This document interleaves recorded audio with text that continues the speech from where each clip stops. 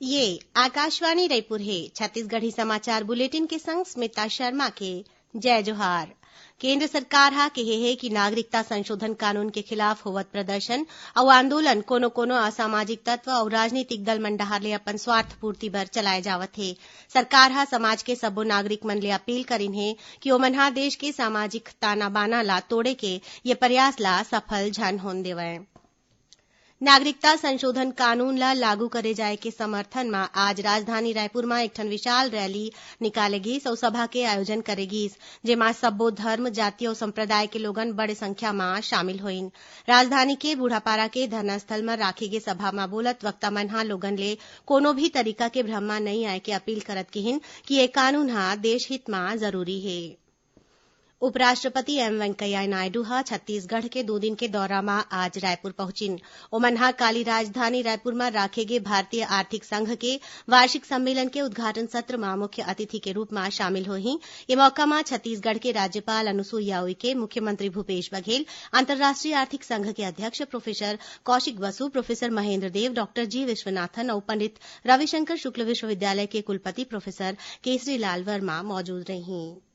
राष्ट्रीय आदिवासी नृत्य महोत्सव कालीले राजधानी रायपुर के साइंस कॉलेज मैदान में शुरू होही।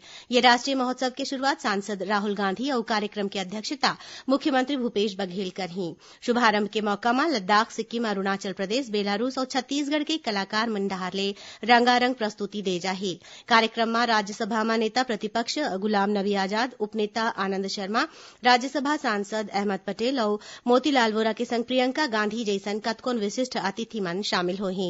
संस्कृति मंत्री अमरजीत भगत हा आज रायपुर में पत्रकार मन ले गोठ बात करत बताइन कि छत्तीसगढ़ में होवैया राष्ट्रीय आदिवासी नृत्य महोत्सव हा देश के पहली आयोजन है।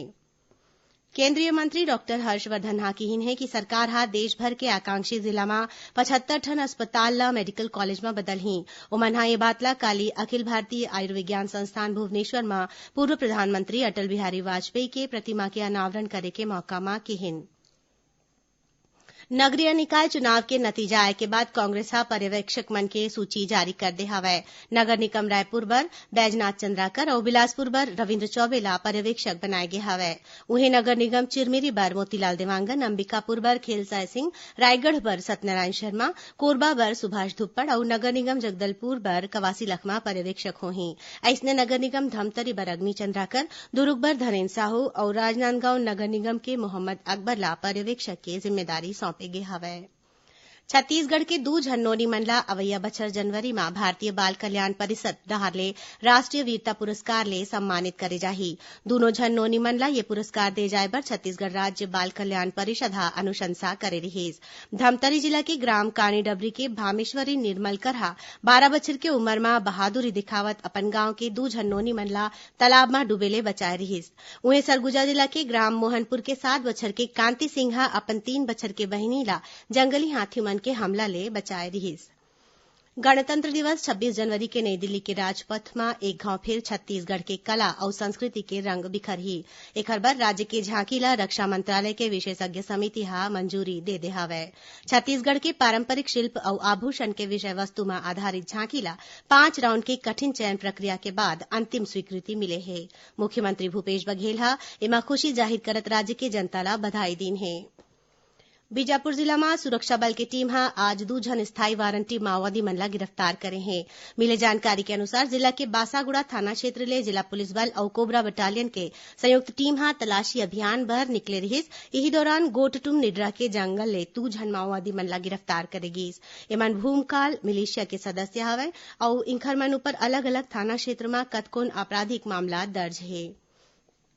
अब पेश है मौसम के हाल। प्रदेश में मौसम के मिजाज एक घाव फिर बदल गए हैं। राजधानी रायपुर संग्रह कतकोन इलाका में हल्का ले मध्यम वर्षा होए के खबर है।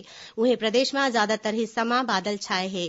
मौसम विभाग हा अवैया 24 घंटा के दौरान ऐसने स्थिति बने रहे के संभावना जताए है।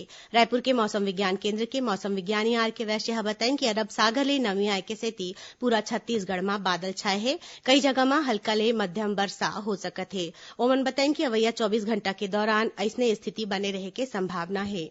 एकरे संग छत्तीसगढ़ी समाचार बुलेटिन एह सिरावत है। जय जोहार।